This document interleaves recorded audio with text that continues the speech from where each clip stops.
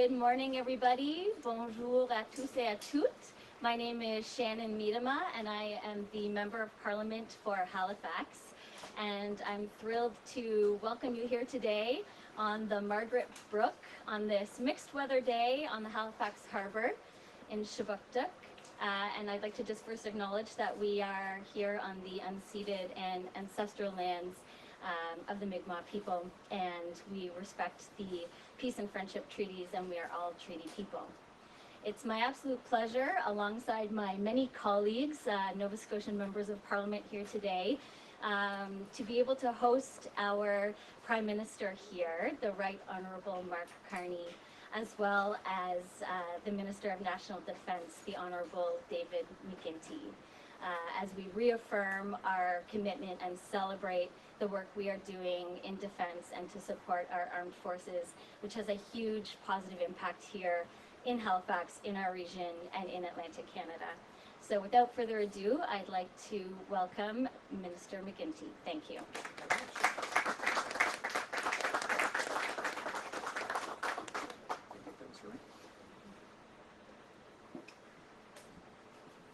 Well, good morning, everyone. Bonjour à toutes et à tous. Thank you all for joining us. Today is a big day. It's an important moment, one shaped by an ever-changing and complex world. Canada needs to act with strength, purpose, and urgency. We need to be ready, ready to defend, ready to lead, and ready to protect what matters most. Today we recognize the women and men of the Canadian Armed Forces. When called upon, they have always answered. We owe them and their families a great debt of gratitude for their service and their sacrifice. Aujourd'hui, dans un monde de plus en plus instable, nous devons être prêts à défendre notre pays, à protéger notre souveraineté et à assurer la sécurité des Canadiens. This is the beginning of a new era for Canada's defence, one that is stronger, more self-reliant, and built here at home, with Canadian workers and Canadian industry. I would now like to introduce the Prime Minister, whose vision, whose determination, and whose leadership has made today entirely possible. Ladies and gentlemen, the Right Honourable Prime Minister of Canada, Mark Carney.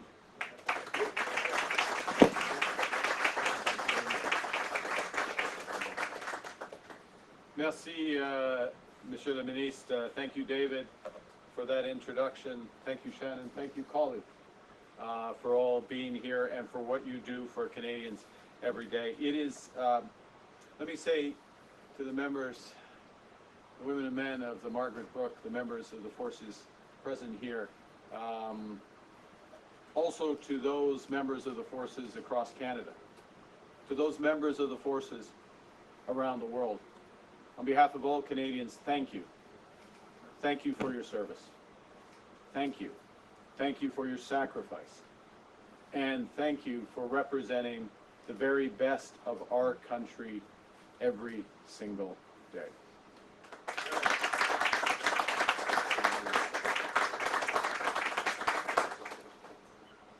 Since 1759,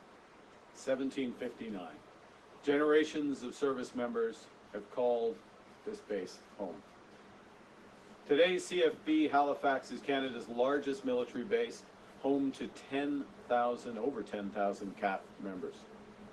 All those members have taken on enormous responsibilities, knowing that discharging those responsibilities requires extraordinary personal sacrifice, and they're doing so to protect the peace and security of Canada and protect our allies. Yet for too long, instead of reinforcing your strength, we've relied too heavily on your dedication alone to keep Canadians secure. Well, no more. In the first week of the election campaign, my colleagues and I thought we committed to pay our women and men in uniform properly and to arm them with the best equipment. And we're getting it done. Les principes qui avaient guidé la politique de défense et la politique étrangère du Canada pendant des décennies qui avaient été complètement bouleversés. Les menaces auxquelles nous sommes confrontés sont nombreuses et ne cessent de s'étendre. Qu'il s'agisse d'incursions dans notre Arctique ou d'attaques visant notre cyberespace. The very nature of warfare is changing rapidly. It's driven by the proliferation of drones, autonomous systems, weapons in orbit. We know the world has changed, and we know that Canada must change with it. A little over a decade ago, in 2014, Canada's defense spending had fallen to just 1% of our GDP. Our military infrastructure and equipment had aged, hindering our military readiness. And that's why just 6 weeks after forming government, we announced ambitious plans to rebuild, rearm, and reinvest in the Canadian Armed Forces. Our core objective of that plan, not the only one, but a core objective, is to achieve NATO's 2% target this year. That's the highest level of defense spending relative to the size of our economy since the fall of the Berlin Wall. We embarked on this mission to protect Canadians, to defend our territory, to protect our borders, and to boost our sovereignty. Because nous sommes maîtres chez nous. We control our destiny. I am pleased to announce today that we have kept that ambitious promise. For the last 10 months, Canada's new government has been working with unprecedented speed and scale. In 10 months, we have invested over $60 billion in our defense and security. That's the largest year-on-year increase in defense investment in generations. And as a result of these efforts, this morning, NATO confirmed that Canada has achieved its 2% defense expenditure target, half a decade ahead of the original schedule.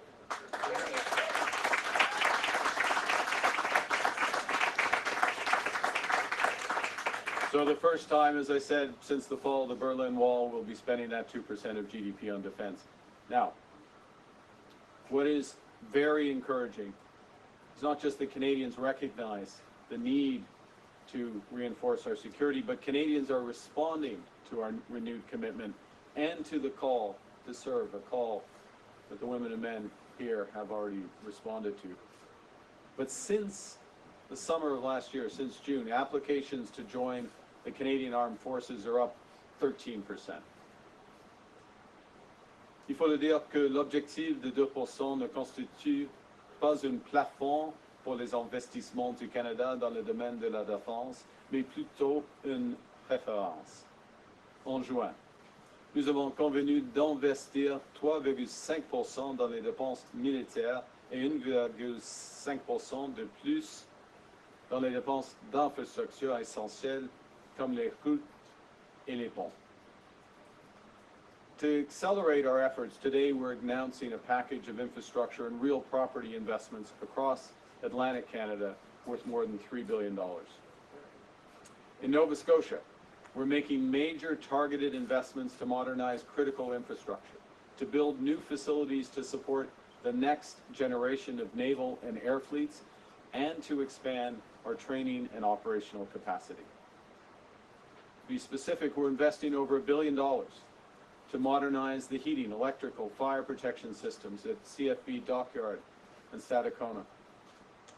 We're investing $640 million in a new contract at 14 Wing Greenwood to build the hangar and the drone infrastructure needed to support Canadian multi-mission aircraft. There's over $180 million to build the Combatant Training and Integration Center, obviously supporting training, operations, and integration for the Royal Canadian Navy's future River-class destroyers. There's more than $80 million to acquire Halifax Gate, a massive waterfront industrial site in Dartmouth that will support current and future Canadian Royal Navy operations.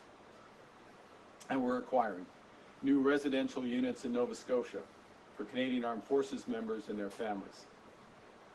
In New Brunswick, we're investing more than $1 billion in CFB Gagetown to recapitalize our primary Army training area, introduce new ground-based air defense systems, and ensure our soldiers train on infrastructure built for the next century.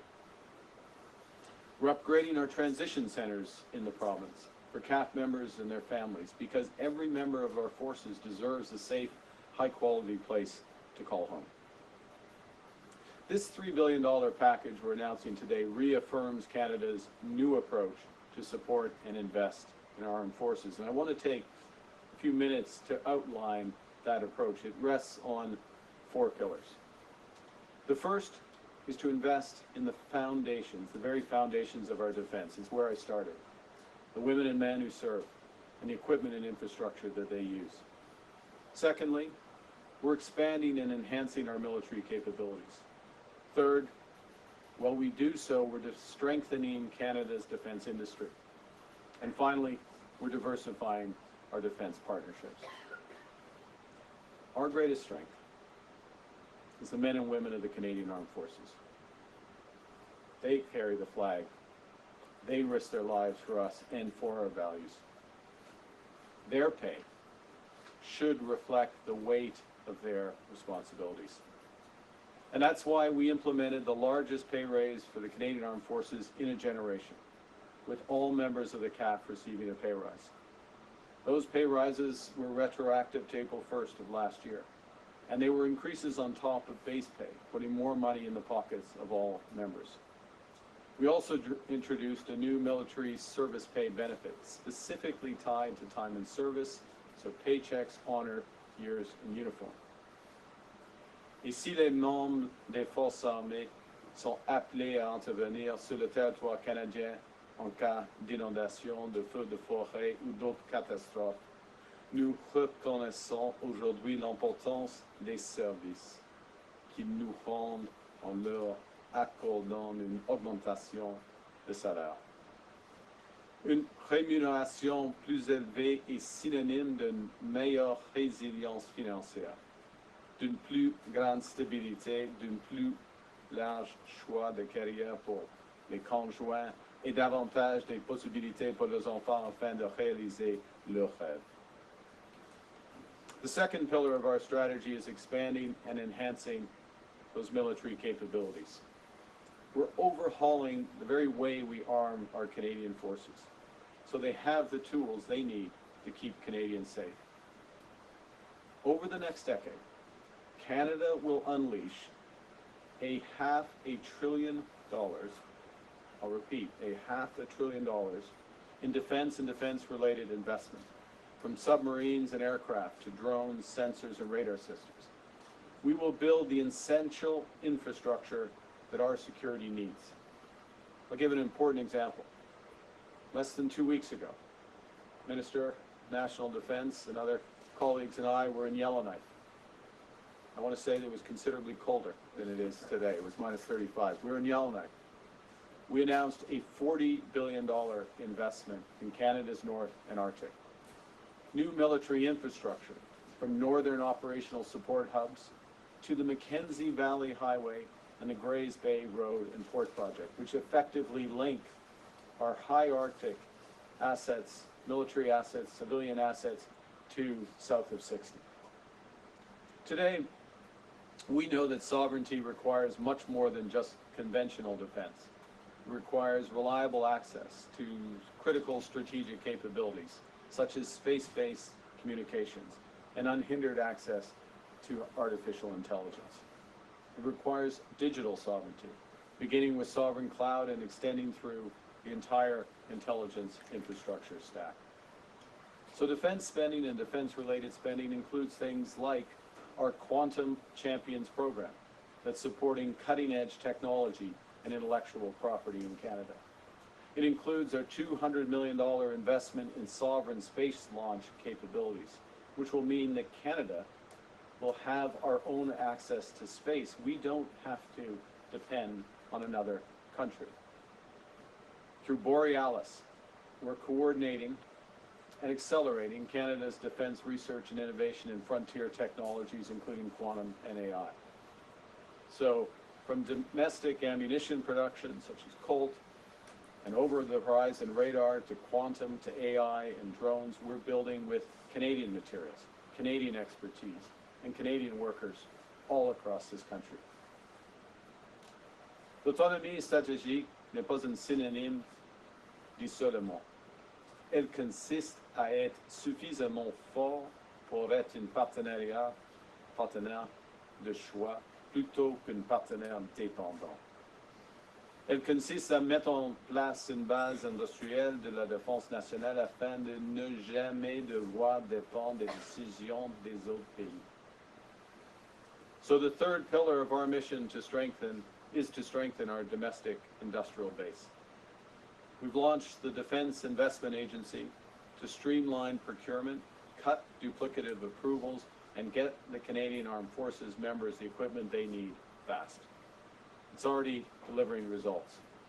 Last week, Minister McGuinty and Secretary of State Fuhrer announced a new contract to Kitchener-based Colt Canada to procure 65,000 new rifles for the forces, replacing the current stock, which, has to be said, has been in service for more than 35 years.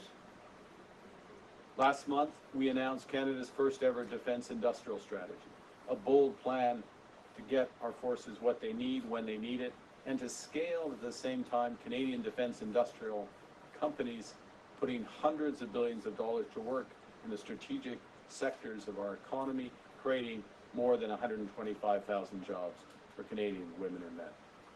Our framework's simple: build, partner, buy. We're focused first, and this is a big change, we're focused first on building in Canada, directing procurement to Canadian firms where we have those capabilities. Where we can't build, we'll partner with like-minded allies, and do so in a way that attracts inbound investment, transfers intellectual property, and integrates supply chains so that public dollars flow back to Canada. And only in those cases, and they will exist, but only in those cases where we've exhausted those first two options will we buy from a diverse range of partners abroad. As I said, our defense industrial strategy is designed to create over 125,000, not just jobs, but high-paying careers, and all the while double our investment in defense R&D. The final element of our strategy is diversifying those defense partnerships. We've already agreed a comprehensive strategic partnership with the European Union, and we're the only non-EU country to join SAFE, which is their defense procurement arrangement. We've signed 20 defense and trade partnerships on 4 continents over the past 10 months. Mes collègues, aux femmes et aux hommes des forces armées canadiennes, vous servez notre pays. Vous faites des sacrifices. Vous assurez la sécurité du Canada. Vous incarnez ce qu'il y a de meilleur dans ce pays. Au cours de la dernière année, j'ai visité des bases militaires et des sites d'opération à travers le pays et dans le monde entier. À Halifax, à Trenton, ainsi qu'à Yellowknife, à Nanu's Bay et Esquimalt, de l'opération rassurant son Lettonie à l'exercice Cold Response dans le nord de la Norvège. J'ai pu constater par moi-même votre courage et votre dévouement envers votre mission. Mes collègues et moi-même sommes déterminés à nous assurer que vous disposez de tout ce dont vous avez besoin pour servir notre pays. To conclude, in moments of crisis, when people see the maple leaf on a sleeve, they see hope and they get help. Whether that's training Ukrainian soldiers or standing on guard for Canada in the Arctic. Over the past 11 months, our government's key priority has been to reinvest, rebuild, and rearm the Canadian Armed Forces to provide you with the support you need to achieve every mission's success. We're just getting started. We'll continue with our efforts at the same speed and determination we've shown from the very beginning. In this century, the work of defending Canada is also the work of building Canada. Security and prosperity aren't competing priorities. They're mutually reinforcing foundations of a strong and sovereign Canada. The true North, strong and free. You know, because in the end, in a more fractured and darker world, Canadian leadership will be defined not just by the value of our strength, but by the strength of our value, or value of our strength, sorry. I'm going to redo that. Because it will not just be, our leadership will not just be defined by the strength of our values, but also the value of our strength. Because this is the key point. The foundation of strength is standing around me and behind me. And it's on that strength that we're building Canada strong and free. Thank you very much. Merci beaucoup. I look forward to your questions. Thank you, Prime Minister. Merci, Mr. Premier. Nous allons passer à la question. First question, Canadian Press. Mike McDonald, Canadian Press. Prime Minister, the former Defence Minister Bill Blair had said that Canada wouldn't be able to meet the 2% target by the end of this fiscal year because of procurement challenges. What has happened to change that? Well, you know, it's focus. It's the focus on the priority. We came into office, we ran for office recognizing the world had changed, recognizing the importance of securing Canada, defending Canada, fulfilling our commitments, starting with our commitments to the women and men of the Canadian Armed Forces, as I've been emphasizing. So we're great believers. I'm a great believer. Is you set your priorities, you focus on them, you follow through. I think the second thing that's changed, and we're just starting to see this begin, is this link between our investments in defense and how we're building out the strength of Canadian firms, the Canadian economy. We're here in Nova Scotia. Defense has been at the heart here for centuries. I'm going to be visiting IMP Aerospace in a few hours. That's another example. There's many, many examples here, and we're going to see the impact of this spend multiply through our economy across Atlantic Canada, across Canada. So just to go back to your question, I think what changed is the focus, having a clear strategy, and you know, we come back to this day after day after day, including all the members of Parliament here and across the country. We're very focused on making sure that we're making the most of the many strengths of this country. Thank you. Next question. Question, Jason. I'm Heidi Petrachik with Global National.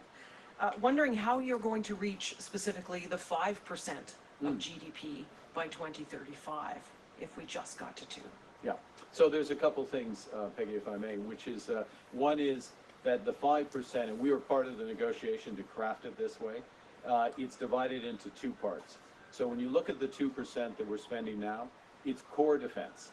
And that needs to go, and this is a big move, it needs to go from 2 to 3.5% of GDP, and our economy is obviously going to be bigger at that point, but it needs to go to 3.5% by 2035, so in 10 years.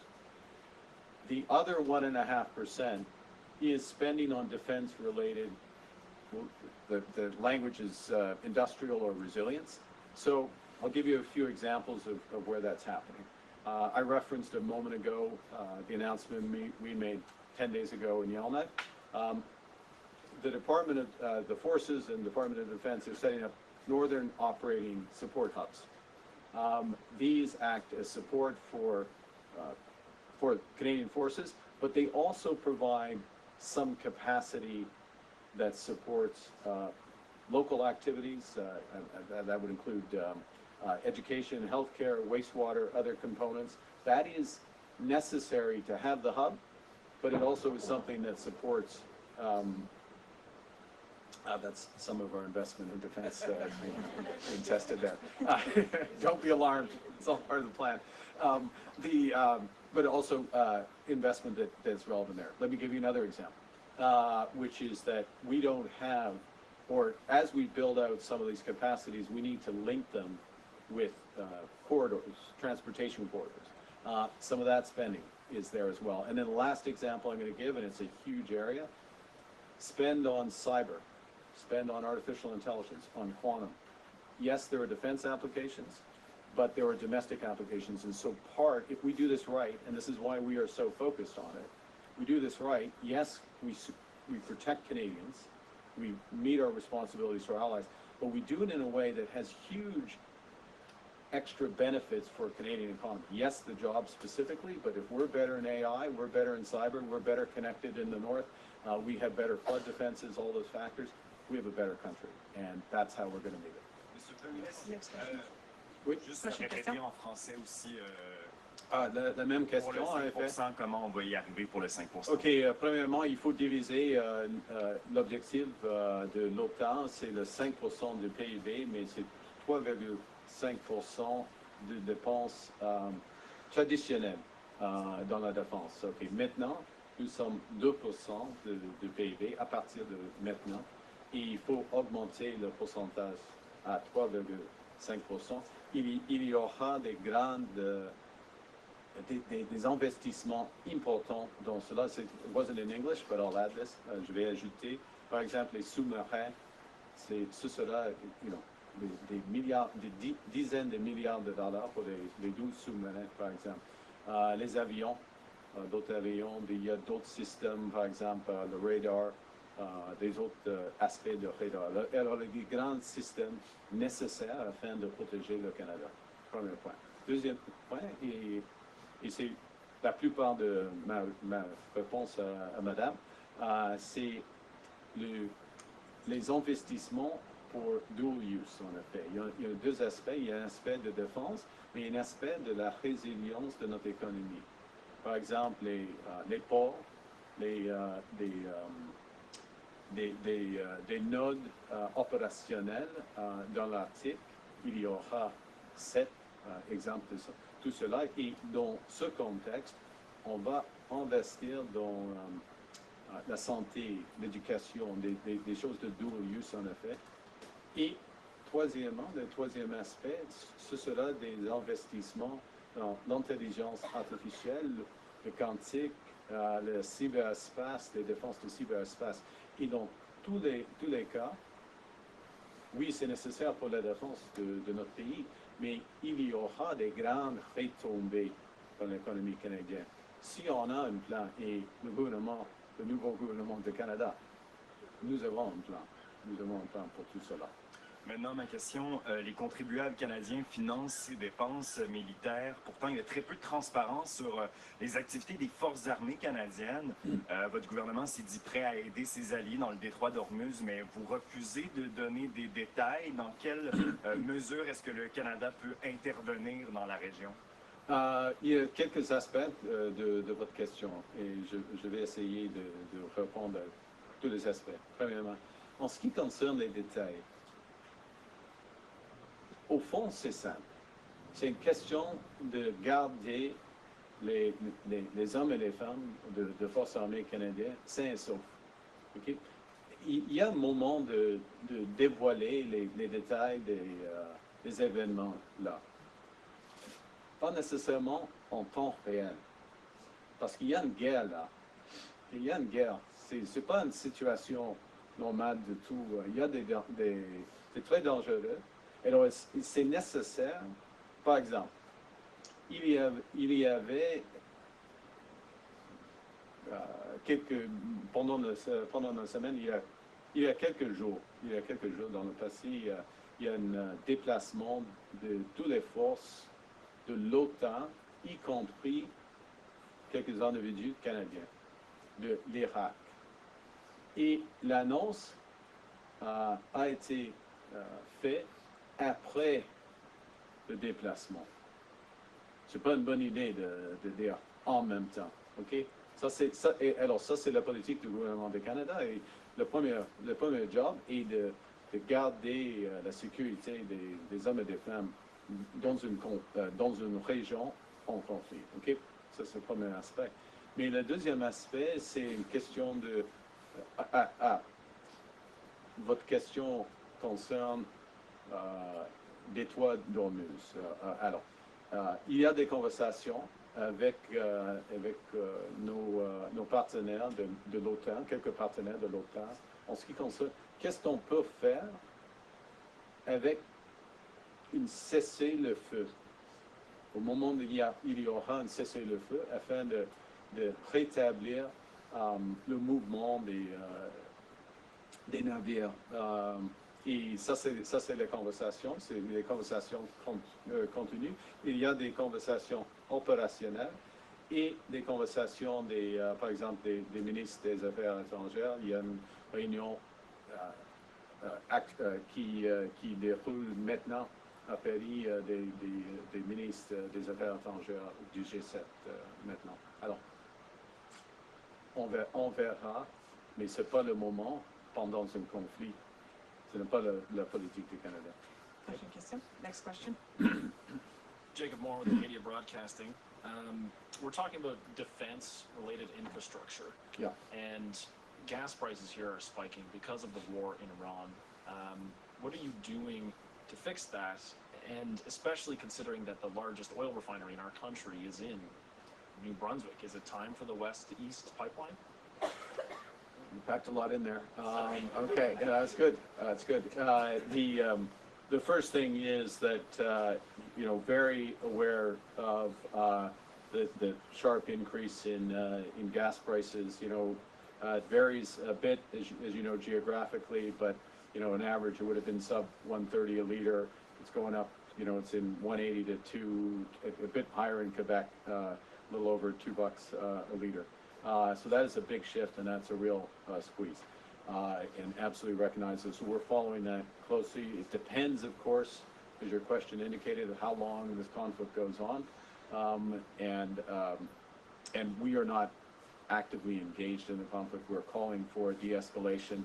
We're supporting efforts to de-escalate. There's a variety of ways we can do. There's also a limit, obviously, for what we can do diplomatically to influence that. So that's the first thing. The second is we have been very focused on improving the pouvoir d'achat, the capacity of Canadians, cut taxes for 22 million Canadians, put in place the groceries and essential benefits that just actually passed through the House, which for 12 million Canadians, family with two kids, a family of four, $1,800 a year additional benefit from that. Maintaining a series of other social programs and providing important benefits as well. But we will continue to look at. We will look at this as the conflict evolves, and most importantly, as the impact on Canadians is there. So, I'm not saying that's necessarily the final word. Your question about energy, I'm going to broaden it to a question of energy infrastructure. So whether it's necessarily the East-West pipeline, or more broadly, building out more rapidly our considerable energy assets here. We're in Nova Scotia. I'll be meeting with the Premier tomorrow. One of the things we'll talk about is Wind West. The huge opportunity here to get renewable power, cheap power that will build out. We also have opportunities on the East Coast in conventional energy, which we'll be exploring to build that out, and across this country. And I'll make one last point. I'm sorry I've gone on too long, but there will be opportunities in some of these cases where it will be defense related to build out and to unlock some of these opportunities. And I'm thinking particularly when we look at Porter Churchill, for example, and some of the, we've already seen this actually in terms of hydro investments in Nunavut and the Northwest Territories. Thank you. Next question. Question question. Hi, Linus Mulheron, CBC News. The RCMP commissioner has said he regrets an extensive spying program that targeted hundreds of Indigenous people. Should the RCMP explicitly apologize for what went on? I didn't see. I apologize. I haven't seen his exact comments. Yes, there should be an apology. I would have. I didn't see the full comment that he made, but Commissioner Duhan is. He's a good person, and as you would expect, as the commissioner, and I believe that was the intent of what he said, but I apologize, I haven't seen the specifics.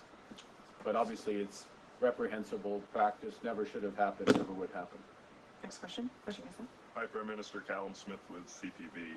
Energy companies say your reforms will not lead to making Canada an energy superpower, as you've repeatedly stated. If your government and Alberta's can't even meet a self-imposed deadline fully on this MOU, what message does that send to potential investors, and why should Canadians ever believe you'll actually turn Canada into an energy superpower? That's a great question. A couple things. One, you may have missed the announcement with Alberta and the federal government yesterday, agreement in principle on methane reductions, which follows up on an announcement we made a few weeks prior to that. Alberta and the federal government agreed on a cooperation agreement. Both of these elements are critical components of the MOU, which we signed in November. So we're making lots of progress, as the Premier of Alberta has referenced as well. She and I are both personally engaged in moving this forward as our officials. So the first thing is we're moving forward. Second thing is, let's look at what's happened while this government's been here. LNG 1, largest LNG project, has gone operational. We've approved Ksi Lisims, which is another major LNG program. We've approved the largest uranium development in Canada's history, which is Rook. We've approved Denison. We've approved a gas pipeline between Alberta and British Columbia. We are advancing on Pathways, which is a fundamental game changer in terms of carbon capture and storage. We are, just referenced discussions we're having with the province of Nova Scotia on Wind West, which is 50 to 60 gigawatts of renewable wind power. We've come to an agreement with Newfoundland on Beta North, which is one of the biggest offshore oil developments in the country. We'll be releasing next week our electricity strategy, which looks to double the electricity grid in this country, largely with clean power, hydro, nuclear, and renewables. There'll be a bit of gas, but effectively with that. So we're moving forward on all fronts, and we have not been in office for a year. Okay? So, and the only reason I'm stopping is there's other people in the line who have more questions. Next question. Yeah. Amanda Fraser, all Nova Scotia. How close is the federal government in making a decision on the new submarines, and what role would Halifax sort of play in preparing for those submarines and maintaining them? Great question. So we're in the quiet period of that process, where the final submissions from the two bidding consortiums, Korean and then a German, Norwegian, as you know, they came in the first week of March. So all of the materials are in. That's being run through the independent process, and those bids have been evaluated. The guidance that the minister, who's standing behind me, so he will correct me if I'm wrong here, but the guidance the minister has given is by the summer, so by the end of the second quarter, we would expect to make that decision. Part and parcel, let me answer your question in a general but important way, which is, first and foremost, we want to have the right submarines that fulfill the operational responsibilities they will have, which very much include operating in the toughest conditions in the world, in the Arctic, long times under the Arctic ice, all that.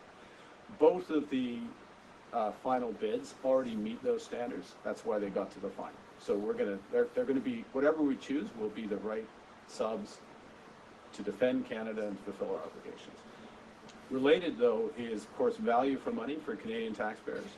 And to your question, is the benefits that come in Canada. How much is going to be built in Canada? A big element of what you asked, I believe, is where are these submarines going to be serviced? Because they rotate through service over time, and they'll last for decades. So where are they going to be serviced? What are the other industrial benefits that are related to but not directly tied to the submarines? We've talked a bit this morning about space, about AI and other factors. Not AI so much, but space and surveillance and other factors, and that will be a component of the decision-making process. We'll have time for a last question. Then Kirsten, Global. Hi, Angela Capobianco, I'm Global News Halifax. So I know you had mentioned you're meeting with the Premier of Nova Scotia tomorrow. I guess I'm just wondering how these investments in defense will really benefit Halifax and Nova Scotia as a whole. Well, thanks for the question, because it's a very important point, and it is something, again, we start always with, we want to have the right equipment. There's people making sacrifice, putting their lives on the line, have to have that, so it has to meet that bar. But as soon as it meets that bar, we want to have the maximum economic benefit and impact that's happening here. So, you think about what we're doing in and around excuse me, in and around Nova Scotia. We don't have to get my orientation right to go to the Irving shipyard right there. Go out towards the airport. Cody knows the exact. Cody Blois will know exactly where we need to go, as does Sean, to see IMP Aerospace and the servicing contracts that are there. The previous question in terms of what's going to happen with the submarines and how that links in. The research that's being done at the great universities in Nova Scotia that are relevant to autonomous systems, to cyber, to other components that are there. Then there's just some very large, I referenced $3 billion, some of that is in New Brunswick, but the bulk of it is in Nova Scotia, $2 billion or so is in Nova Scotia. There's a big component of this which is infrastructure. So it's going to be direct, very quickly spent infrastructure money, which ensures that we can expand out from that. So I'm scratching the surface, to be honest, of where it's going to go. And I think the other thing I'll say, which is kind of tie together a couple of the questions, which is there are a few major weapon systems, if I can put it that way, that we have to decide upon, submarines being an obvious one. But as we're moving towards that higher level of defense preparedness, there's a lot of decisions still to be made. And we're going to do that as quickly as necessary, but no faster.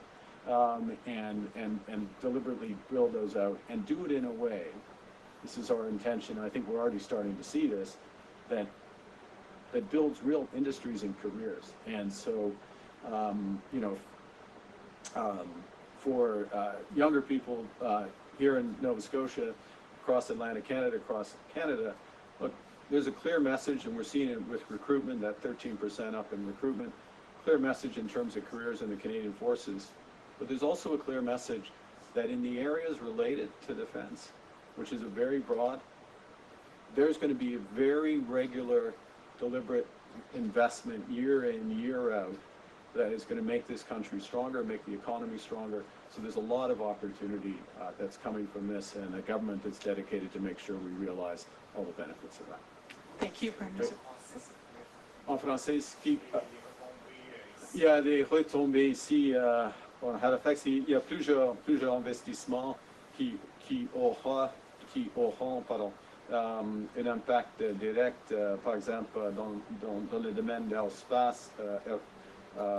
Deuxièmement, en ce qui concerne, c'est presque sûr, les investissements aux sous-marins, le deuxième aspect, la recherche dans les universités, un autre exemple. Et il y a, point final, un grand montant des investissements à court terme seront dans l'infrastructure. L'infrastructure des bases, des ports, tout cela. Alors, il y aura des bons jobs là, mais en somme, deux messages pour les jeunes. Il y a maintenant des bonnes carrières aux forces armées canadiennes. Et ça va continuer. Et deuxièmement, il y aura des grands investissements, année après année après année, décennie après décennie, dans ces domaines. Alors c'est nécessaire, mais c'est excitant. C'est excitant pour la Nouvelle-Écosse et pour le Canada. Bon. Merci beaucoup. Thank you very much.